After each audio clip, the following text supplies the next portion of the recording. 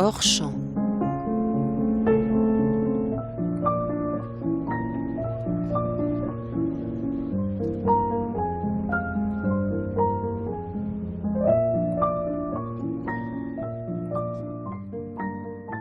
Hors champ, bonsoir à toutes et à tous. Hors champ, une semaine exceptionnelle consacrée à l'œuvre de George Steiner. Nous vous proposons en effet toute cette semaine des entretiens avec cet homme qui est à la fois un spécialiste de la langue et des langues, qui est un amoureux des textes anciens, qui est un très bon connaisseur du théâtre, qui est un amoureux de la musique, qui est lui-même un musicien contraint, qui est philosophe, qui est linguiste et qui est surtout un esprit libre. Il a publié il y a 6 mois un livre important intitulé « Poésie de la pensée ». Aujourd'hui, première émission, George Steiner, un esprit libre, Poésie de la pensée.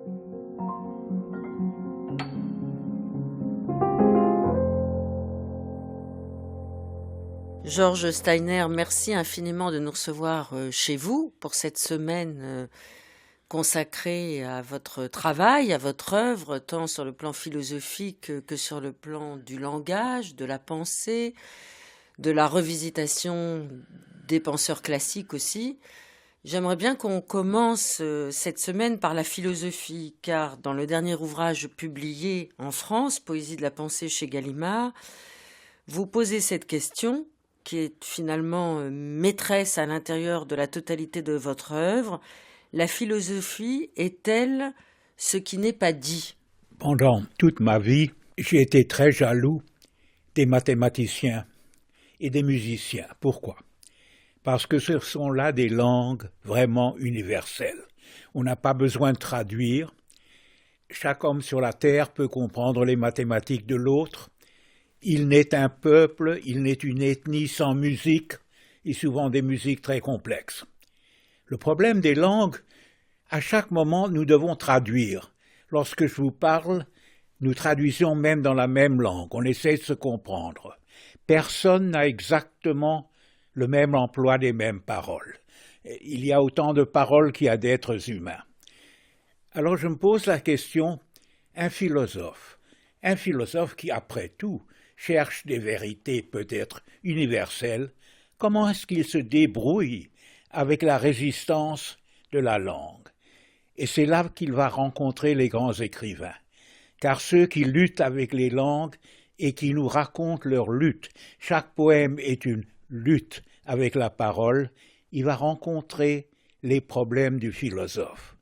Et j'ai écrit ce livre auquel j'ai pensé presque toute ma vie, parce que j'ai vécu à la fois parmi les philosophes et certains très grands poètes.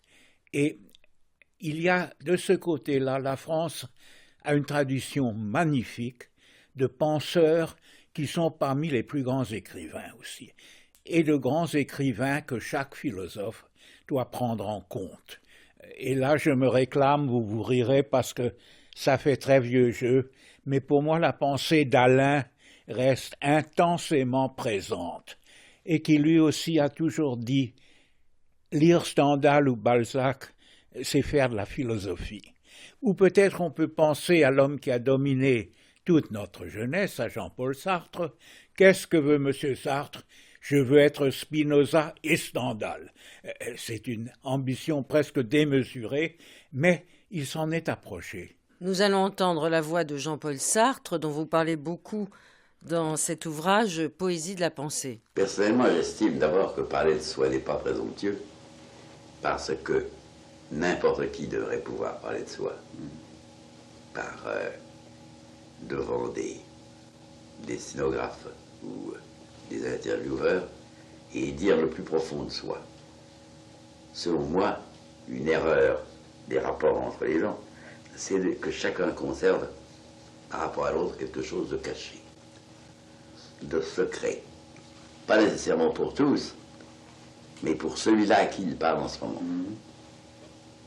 Alors ça me paraît une erreur d'où peut-être on sortira un jour. Je pense que la transparence doit se substituer au secret. Par conséquent, je vois, et j'imagine assez bien, le jour où deux hommes n'auront plus aucun secret l'un pour l'autre, parce qu'ils n'en auront plus pour personne. Parce que la vie subjective, aussi bien que la vie objective, sera offerte, donnée. Je pense qu'il est impossible d'admettre que nous livrons notre corps comme nous le livrons et que nous cachions nos idées.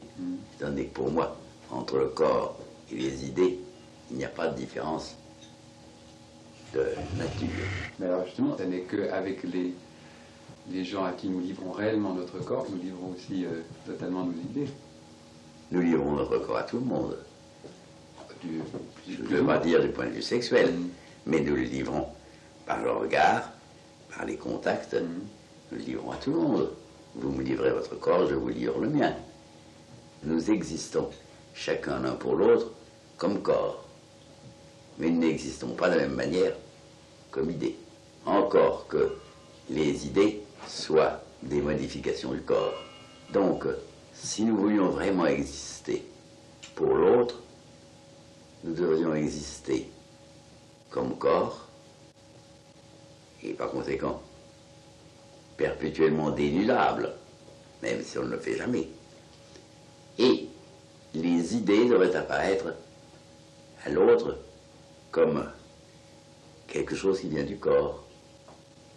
Par exemple, des paroles qui sont tracées par une langue.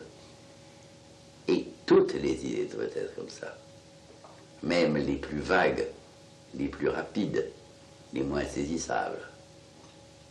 Autrement dit, il ne devrait plus y avoir cette clandestinité que certains siècles ont cru être l'honneur de l'homme et de la femme. Ce qui me paraît être au contraire une sorte de sottise. Mais qu'est-ce qui est pour vous l'obstacle principal à la transparence? C'est d'abord le mal. Ce que j'entends par le mal, c'est qu'un acte d'une personne peut être inspiré par des principes différents des miens et aboutir à des résultats que personnellement je désapprouve. Ce mal rend difficile à communiquer toutes les pensées, parce que je ne sais pas dans quelle mesure vous ou telle autre personne part des mêmes principes que moi pour former ses pensées. Alors c'est la confiance qui manque. Non, c'est pas la confiance. Nous sommes sur un plan plus intellectuel. C'est le fait que je ne sais pas si vos principes sont nécessairement exactement comme les miens. Ces principes, ils peuvent être établis, éclaircis, discutés. Oui, dans une certaine mesure. Ce n'est pas vrai que je peux discuter avec n'importe qui de n'importe quoi. Je peux avec vous parler de n'importe quoi. Et je ne le peux pas avec mon voisin ou le paysan qui traverse la rue. Non. Je préférerais se battre même plutôt que de discuter avec moi jusqu'au bout. Vous le savez. Oui, oui, bien sûr. Donc en fait, il y a un quant à soi, né de méfiance, si vous voulez, en effet, et d'ignorance, de peur, qui fait qu'à chaque instant, je ne suis pas en confiance avec l'autre, ou je le suis moindrement. Personnellement, d'ailleurs, je ne m'exprime pas sur tous les points avec les gens qui me voient, mais j'essaye d'être le plus translucide possible, parce que j'estime que toute cette région sombre que nous avons en nous-mêmes est à la fois sombre pour nous et sombre pour les autres, et c'est en essayant d'être clair pour les autres que nous sommes tout à fait clairs pour nous. J'ai un fond sombre, comme chacun, qui refuse d'être dit. Même à moi, il refuse d'être dit. Vous êtes en train d'essayer d'éviter d'appeler cela l'inconscient ou bien C'est pas l'inconscient, non. C'est pas l'inconscient. Non, je parle de choses précises, je sais, de ce que vous dont savez, je suis conscient. Et à la limite de ce que vous faites, de vos actes. À la limite de ce que je fais des actes. Toujours une espèce de petite frange qui n'est pas dite et qui ne veut pas être dite. mais qui veut être su par moi. Georges Steiner, dans votre livre Poésie de la pensée, vous faites beaucoup référence à Jean-Paul Sartre. On sait que Jean-Paul Sartre a plusieurs chemins et cheminements. Il y a le chemin de la littérature, le chemin de l'autofiction, celui aussi de la philosophie. Et vous nous expliquez qu'au fond, philosophie et littérature, à l'intérieur de son œuvre, s'interpénètrent et se fécondent. Pourquoi ? Parce que c'est l'auteur de ce chef-d'œuvre, Les mots. Il s'agit effectivement de mots. C'était un homme qui a vécu la langue. Il est d'ailleurs, d'une façon qui m'intrigue beaucoup, quasiment un monoglotte, quasiment. Il a refusé... Contrairement à vous. Oui, non, mais peut-être... Qui est polyglotte. Et là, nous nous lançons dans un sujet excessivement fascinant et compliqué. Est-ce que le polyglotte, celui qui n'est pas enraciné dans une langue, ce qui est un peu mon cas, perd une certaine intimité presque organique avec ce qu'on appelle, la phrase est très dangereuse en allemand, avoir son sang et son terroir, Blut und Boden. Tandis que le monoglotte dit, voilà, je suis comme un arbre profondément enraciné et toutes les nuances de ma langue, de ma sensibilité sont entièrement celles d'une tradition, d'un certain milieu. J'ai mes doutes. D'abord, et c'est pour taquiner un peu, mais d'abord je pourrais dire que les très grands fabulateurs de notre époque, Nabokov, Borges, mais il y en a bien d'autres, Beckett avant tout, sont polyglottes. Si on étudie certains manuscrits de Beckett, il commence dans une langue, continue dans l'autre, il bouge entre le français et l'anglais, mais il crée une sorte de territoire volcanique, un magme volcanique où les langues s'entremêlent. D'ailleurs, il a pu faire ce que personne, presque, dans l'histoire de la littérature a su faire, il a pu même transférer d'une langue à une autre les blagues. Et ça, c'est ce qu'il y a de plus difficile. C'était un virtuose de Babel. Nabokov aussi. L'anglo-américain le plus intéressant de son époque est écrit par un russe francophone, par M. Nabokov. Ça commence avec deux personnages extraordinaires, Conrad, qui quitte le polonais pour l'anglais, et on oublie Oscar Wilde. Oscar Wilde écrit plusieurs chefs-d'œuvre en français.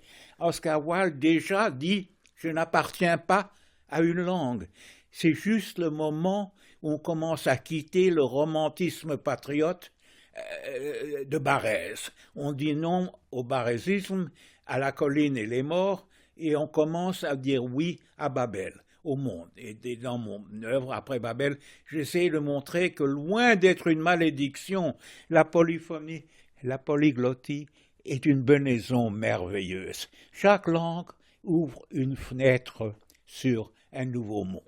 Mais si mes collègues de Cambridge ont lutté contre toute littérature comparée, et le font encore, c'est en disant, non, pour enseigner Shakespeare, il faut être totalement chez soi dans la langue anglaise. Il faut la parler comme nouveau-né, pour ainsi dire.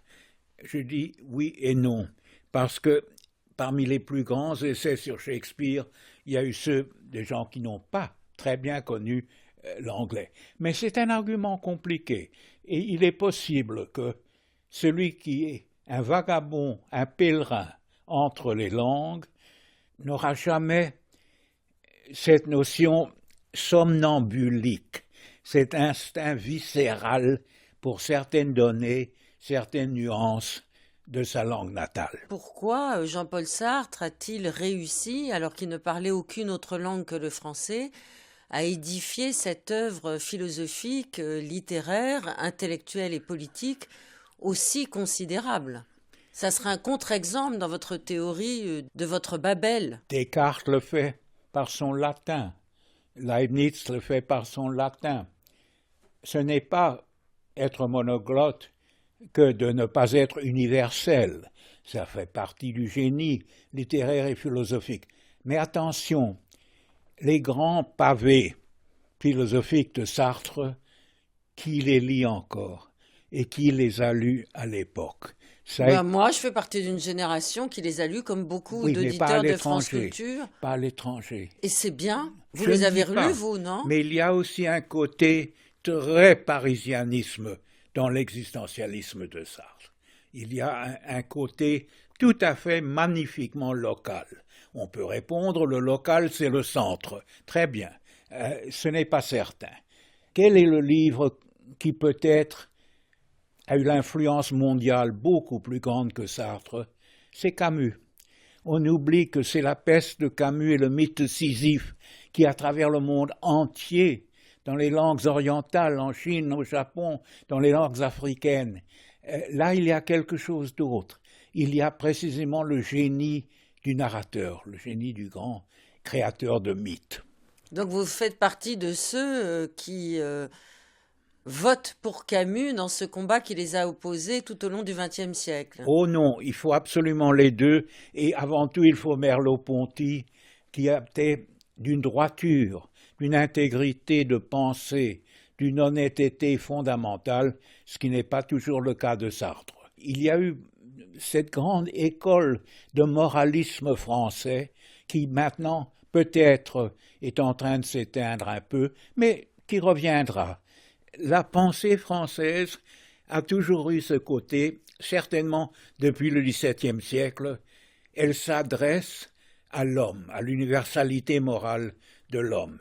C'est très très différent de la philosophie, mettons allemande, c'est très différent de la tradition anglaise. Mais c'est passionnant.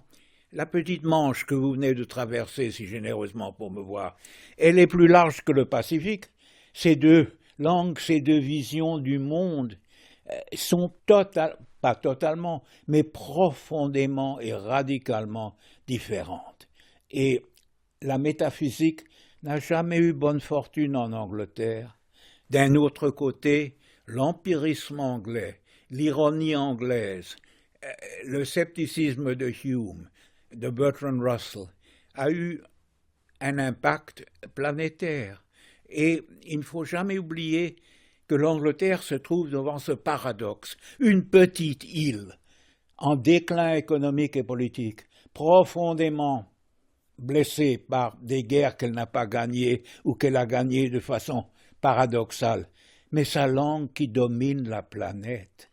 De cette petite île cette langue sort Shakespeare et la Bible anglaise, qui sont parlées par le monde entier. J'ai trop voyagé, partout où je vais, l'anglais vient à ma rencontre. Fût-ce en Chine, parmi mes élèves japonais, fût-ce dans l'Est de l'Europe, il y a là un curieux phénomène. Et il n'est pas assez de dire là que c'est la puissance militaire économique des États-Unis. Mais non, il y a un phénomène beaucoup plus intéressant. Valéry, que j'idolâtre, mais qui pouvait dire des bêtises merveilleuses, Valéry a dit « On me dit qu'on peut apprendre l'anglais en 20 heures, je réponds qu'on ne peut pas apprendre le français en 20 000. Belle boutade, très bête, aussi très bête, tout en étant merveilleuse. » Il est effectivement vrai, j'ai enseigné toutes ces langues, que l'anglais non seulement s'apprend vite, mais contient un message d'espoir. Comment m'exprimer? Je ne voudrais vraiment pas raconter des bêtises. Il y a dans l'anglais le tapis roulant vers demain. L'anglais est plein de promesses, ça ira mieux demain. Dans l'essence même de sa langue, vous voulez dire? Oui, l'anglo-américain est plein de promesses. La déclaration d'indépendance américaine a la fameuse phrase « la poursuite du bonheur ». C'est quelque chose de dire à l'humanité « va poursuivre le bonheur ». Ce n'est pas du tout évident. Et il y a dans cette langue comme le verbe au futur. Tous les verbes commencent à être un peu au futur. Même si ça va mal, ça ira mieux demain. Il n'y a pas les grands désespoirs, les grands apocalypses du russe, du français, de cette vision métaphysique de la damnation de l'homme, du péché originel. L'anglo-américain n'y a jamais cru. Vous voulez dire, George Steiner, que l'anglo-américain, qui est une langue qui maintenant domine le monde, a tendance finalement à se resserrer vers, je ne sais pas, disons 200 mots, et que finalement cette asphyxie de la langue contre laquelle vous combattez depuis des décennies va asphyxier aussi notre possibilité de penser. Laure, ça doit vous frapper. Je suis d'une ignorance technologique à faire hurler les enfants. Je vois pas d'ordinateur chez vous, effectivement. Non, je n'arrive même pas à comprendre comment marche le téléphone. Alors, ça s'écoute. D'ailleurs, je ne crois pas que vous le compreniez non plus. Il y a un bluff inouï. Les gens, nous sommes entourés d'instruments auxquels nous ne comprenons rien. Soit, c'est pas ça. Le Kindle, le iPod, le Twitter. Vous connaissez les mots quand même. Grâce à mes petits-enfants, qui sont des virtuoses de ces arts magiques noirs. Tout cela repose sur l'anglo-américain, sur une économie de la parole et une économie de la syntaxe. Faisons attention. Si l'ordinateur et les premières langues pour ordinateur qui reviennent à Shannon aux États-Unis, à Turing en Angleterre, si l'invention avait été développée, mettons aux Indes, et si les premières formules d'écriture d'ordinateur avaient été fondées sur la grammaire hindoue, le monde serait différent. La planète ne serait pas celle que nous connaissons. Coïncidence fantastique entre la nouvelle conception du langage minimal et la structure naturelle de l'anglo-américain. On ne peut pas. Pourquoi est-ce que l'allemand rend les gens fous et permet tout en philosophie? Parce que le verbe vient tout à la fin des phrases interminables, c'est-à-dire qu'on peut hésiter, se reprendre, qu'on peut se dire ou, pour finalement tomber à plat ventre sur le verbe. Ça a permis tout le style de Hegel, de Schopenhauer, de Kant et Heidegger. Avec l'anglais, ça ne marche pas. Et l'anglais a dit aux gens, ne prenons pas ce mot très brutal d'illettrés ou d'incultes, c'est absurde, mais à ceux qui ne sont pas privilégiés pour les langues, leur dit, vous aussi, vous pouvez dire tout ce que vous voulez. Il y a cette grande promesse d'une éloquence de l'homme simple. Notez, il y a beaucoup de pays, la France, où si on fait des fautes de grammaire, des bévues, et si on tâtonne avec la langue, c'est très très mal vu. En Amérique, on identifie le manque d'éloquence avec l'honnêteté. Quelqu'un qui parle mal doit être quelqu'un d'honnête. Il n'est pas en train de nous raconter des histoires. C'est très profond, ça, comme dialectique, comme antithèse à la civilisation romaine française. En France, il faut savoir bien parler. Et les grands leaders français ont souvent été d'une éloquence magnifique. La France a produit un Bossuet et un De Gaulle et bien d'autres. Jusqu'à maintenant, en Amérique, si vous voyez le vocabulaire fondamental, il revient à peu près aux 800 mots. Il y a eu des études faites par la compagnie Téléphone Bell. Avec 800 mots, on arrive à presque dire tout ce qu'on veut. C'est très intéressant parce que il y a d'autres langues où la richesse immense du vocabulaire définit une sorte d'élite sociale, d'élite de l'éducation, et c'est très très différent. Vous avez évoqué la figure de Maurice Merleau-Ponty, nous allons l'écouter. Je me rappelle très bien qu'une question s'est posée à moi, qui était la question des autres hommes, enfin des rapports avec autrui. Question qui, à ce moment-là, n'était pas du tout au premier plan de l'enseignement et pas même de la philosophie du moment, d'ailleurs. Et je me souviens que Rodrigue nous ayant expliqué ce que c'était que l'idéalisme et comme quoi on pouvait se demander si le monde extérieur était réel, car c'est de cette manière un peu simple qu'on présente la question aux élèves de philosophie, j'avais tout de suite vu un obstacle à l'idéalisme dans l'existence d'autrui. Par conséquent, j'avais la volonté de tirer au clair, dès ce moment-là, les relations de l'esprit et du corps, comment deux esprits peuvent-ils être incarnés dans deux corps, et comment un esprit peut-il connaître un autre esprit à travers le corps visible qui exprime ce dernier. Voilà des questions qui, dès ce moment-là, m'apparaissaient comme urgentes, spéculativement. Alors je me suis immédiatement attaché au genre de recherche qui était axé sur ces questions-là. Et après, je n'ai jamais eu aucun doute là-dessus, quand J'ai passé le concours de l'école normale, j'avais de mauvaises notes en philosophie, et j'avais de bonnes notes en grec et en histoire, et M. Lançon, qui était à ce moment-là directeur, m'a vivement conseillé de faire de la grammaire. J'ai dit non, enfin, aucune question de ce genre ne se posait pour moi, c'était de la philosophie que je voulais faire. L'histoire extérieure de cette vocation, la voilà, elle est toute simple, n'est-ce pas? Il n'y a pas eu de tâtonnement, ni de recherche, ni d'hésitation.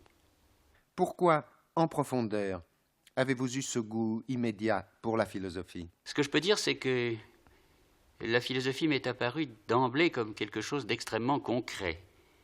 Pas du tout comme construction de concepts, de systèmes, mais plutôt comme expression, élucidation, explicitation, comme vous voudrez dire, de ce que nous vivons tous, et de ce que nous vivons de plus concret. Et je crois que certains deviennent philosophes parce qu'ils sont le siège de conflits, parce qu'il y a en eux des tendances contradictoires, alors ils éprouvent le besoin d'arbitrer ces tendances ou de choisir entre elles. Ça n'est pas du tout mon cas. J'ai conçu la philosophie comme, non pas du tout comme un drame dès ce moment-là, mais plutôt comme quelque chose d'assez apparenté en somme à l'art, si vous voulez, c'est-à-dire comme une tentative d'expression rigoureuse, de faire passer en mots ce qui, d'ordinaire, ne se met pas en mots, ou ce qui, même quelquefois, est considéré comme de l'ordre de l'inexprimable. Voilà le genre d'intérêt que la philosophie a suscité chez moi d'emblée. Pas de désaccord entre le monde et vous au départ? Absolument pas. Je dirais même que souvent, n'est-ce pas, on définit les jeunes gens comme des êtres qui se sentent de trop. C'est une formule sartrienne, je crois. Eh bien, jamais je ne me suis senti de trop. Je ne me sentais pas non plus justifié, je ne me sentais pas un élément nécessaire du monde, mais jamais je n'ai eu cette espèce de vertige, cette impression de pouvoir faire de moi-même une infinité de choses et de ne pas être décidé entre toutes ces choses, ou même cette impression, encore une fois vertigineuse, qu'il n'y a pas de raison de faire ceci plutôt que cela. Jamais je n'ai éprouvé de tels sentiments. Je pense que cela doit tenir à...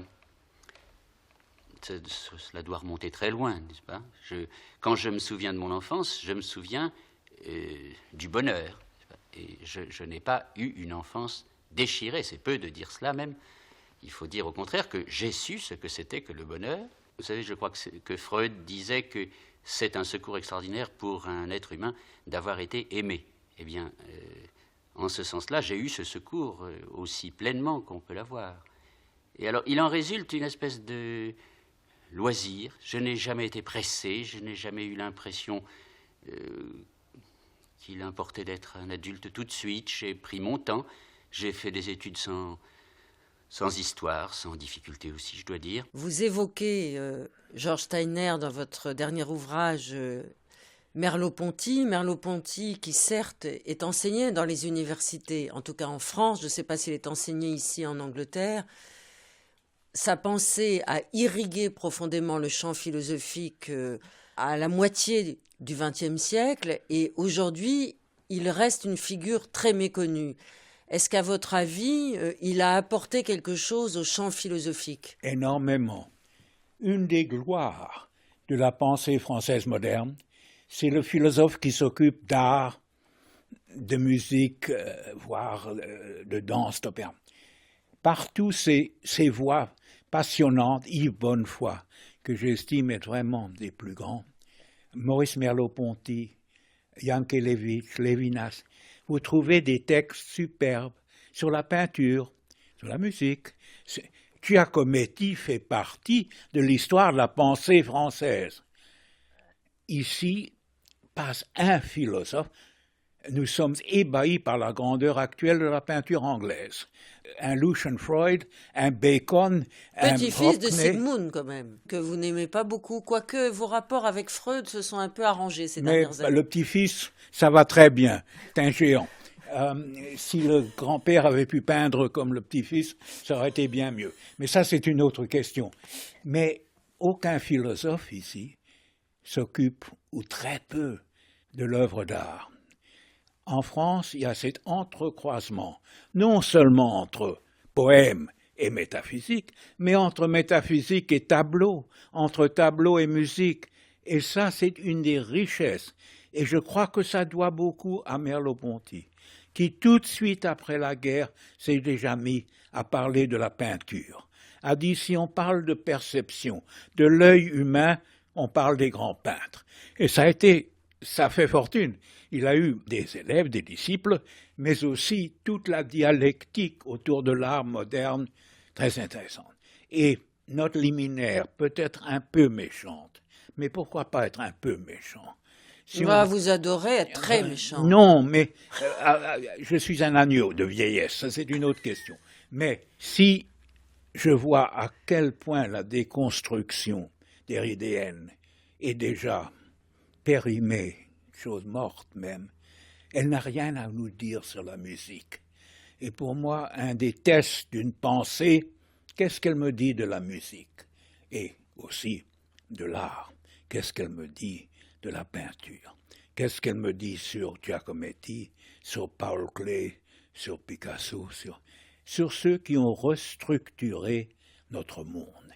Et nous avons vécu des très grands compositeurs, peut-être encore.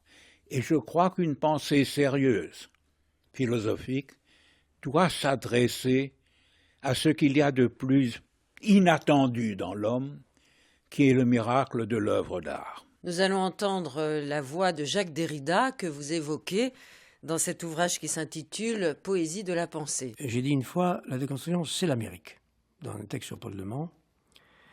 Et une autre fois, dans le même livre, ayant abandonné cette première hypothèse, j'ai dit la déconstruction, c'est plus d'une langue. Parler plus d'une langue. Et puis une autre fois, la déconstruction, c'est l'impossible. Et enfin, une quatrième fois, c'est ce qui arrive, vous voulez le rappeler. Et je crois que ces quatre définitions, qui sont à la fois algébriques, brèves, ironiques, mais sérieuses aussi, ne sont pas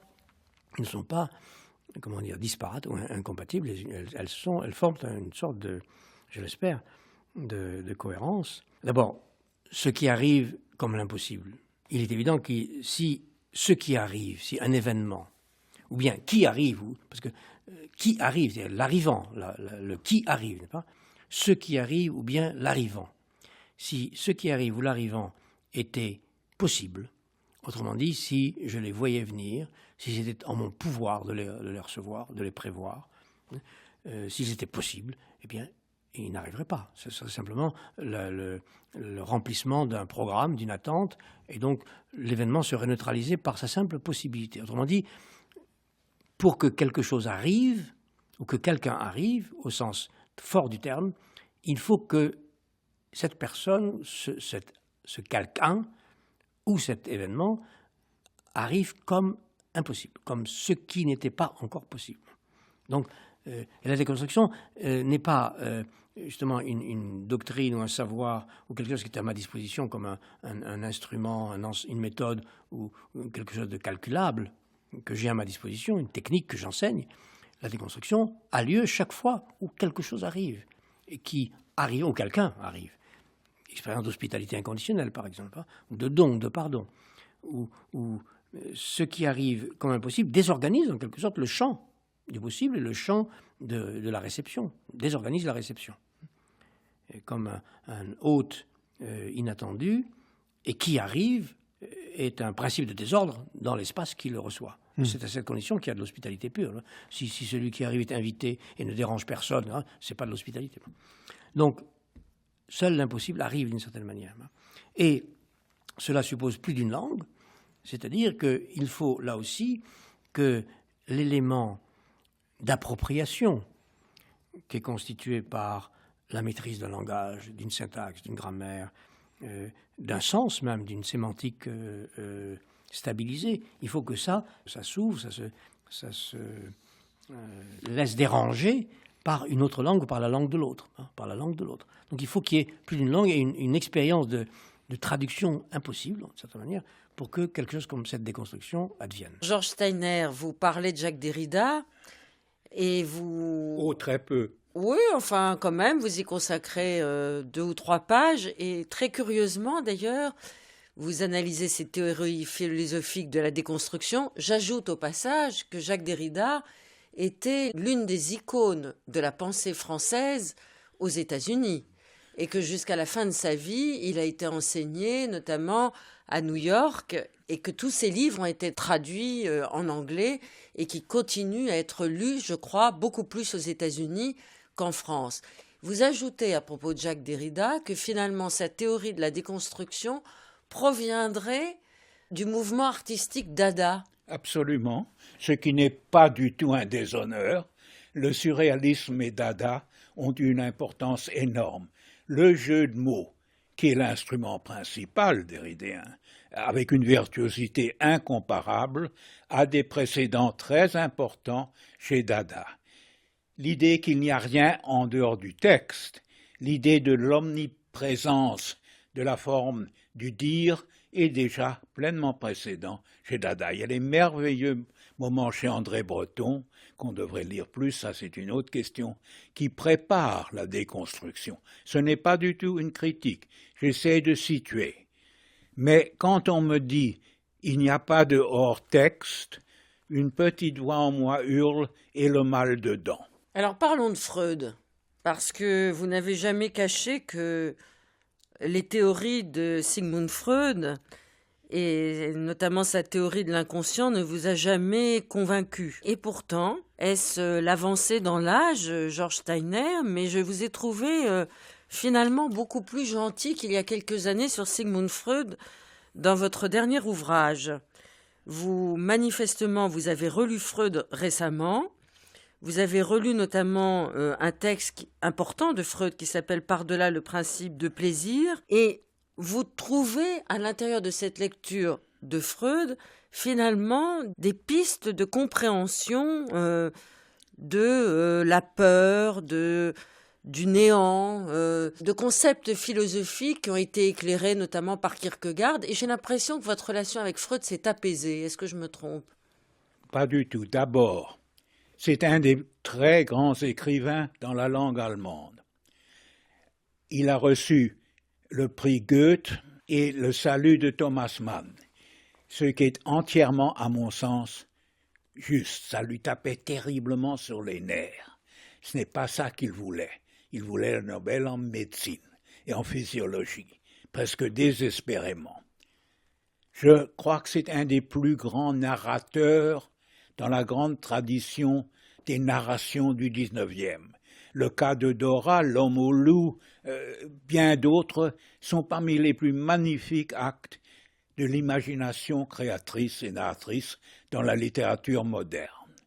C'est un moraliste de taille gigantesque par son amour de la vérité, de l'intégrité. Je ne crois pas qu'il y ait beaucoup de preuves pour le côté scientifique, pour l'anatomie de la conscience humaine. Je ne puis dire qu'une chose, et vous vous moquerez de moi, mais c'est très bien, parce que pourquoi pas se moquer de soi-même? J'ai essayé de toutes mes petites forces d'en vouloir à mon père et de vouloir coucher avec ma maman. Et ça ne marche pas. J'ai tout fait pour essayer. J'adore mon père, il est présent dans cette chambre pour moi maintenant, longtemps avant sa mort. Je lui dois tout. Quand on s'est mis à lire Homère ensemble, ça a décidé de ma vie. J'idolâtre ma maman, une grande dame viennoise. Et là, je vais vous raconter quelque chose. Je ne crois pas que je l'ai jamais dit en public, mais je suis si vieux et je radote tant qu'il est temps maintenant. J'ai, comme vous le savez, un handicap assez sévère. Parlons-en, on ne peut pas le voir, là. Les auditeurs ne peuvent pas le voir. J'ai un bras paralysé, etc. J'ai un bras qui fonctionne, pas l'autre. Maman, quand j'avais 3 ou 4 ans, me dit « Tu as une chance folle, inouïe, tu n'auras pas de service militaire. Tu as une chance qui dépasse. » Et ça a décidé de ma vie, de me faire sentir privilégié par mon handicap, que ça avait été un don merveilleux, effectivement, mais pour trouver ça, c'est maman qui a trouvé ça, pour dire ça à son enfant et le lancer vers le bonheur, c'est que tout a rendu possible. Effectivement, pas de service militaire, j'ai pu terminer mes études, premier stage à 18 ans, etc., universitaire, et commencer mes études avancées à un âge très jeune. Tout ça parce qu'il n'y avait pas le service militaire. Mais il fallait trouver cette formule. Elle est magnifique. Alors, l'idée d'un lien érotique avec madame, ma mère, mais d'une absurdité enfantine.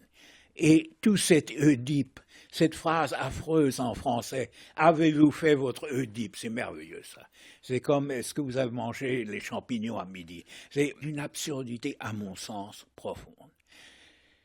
D'ailleurs, on ne trouve plus de patients à la mode de Freud. C'était des dames juives, haute bourgeoisie viennoise, assez hystériques, et ça ne se trouve plus.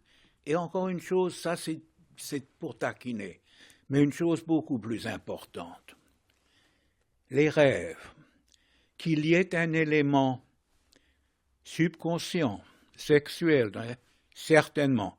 Et Freud a eu grand génie à en déceler les traces, les méandres, mais qu'il y ait beaucoup plus de circonstances historiques et contingentes dans les rêves.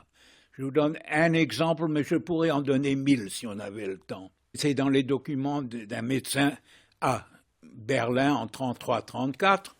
Le patient vient chez elle et dit « Je ne sais pas ce que c'est, je n'arrive plus à lever mon bras droit, c'est horrible. » Elle a demandé les conseils de Freud. Oui, c'est un cas classique de castration, de peur de castration.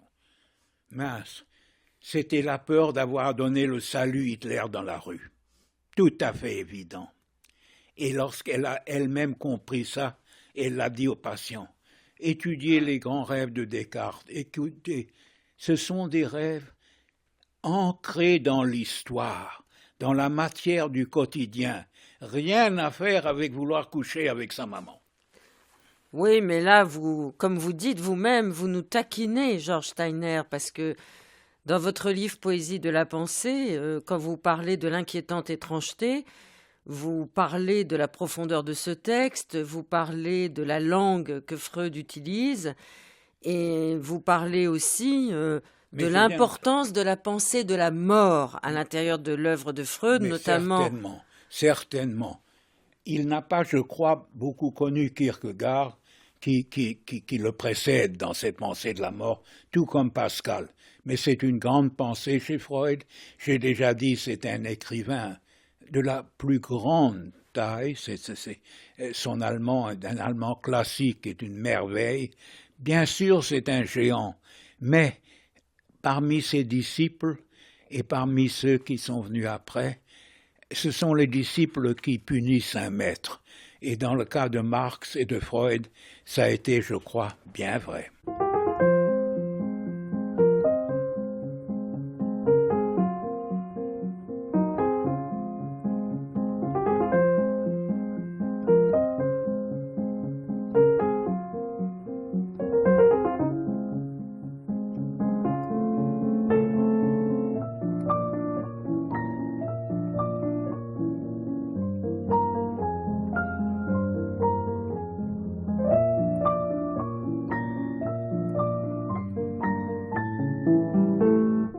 Demain, suite de notre semaine hors champ avec Georges Steiner, second volet de cette émission où il sera question de ses maîtres. Merci à toute l'équipe de Hors Champ pour ces entretiens réalisés à Cambridge où vit Georges Steiner. Merci à Philippe Etienne, Serge Ristich, Brigitte Bouvier, Catherine Parent, Anne-Vanessa Prévost et Didier Lagarde. Dans quelques secondes, les ateliers de la nuit.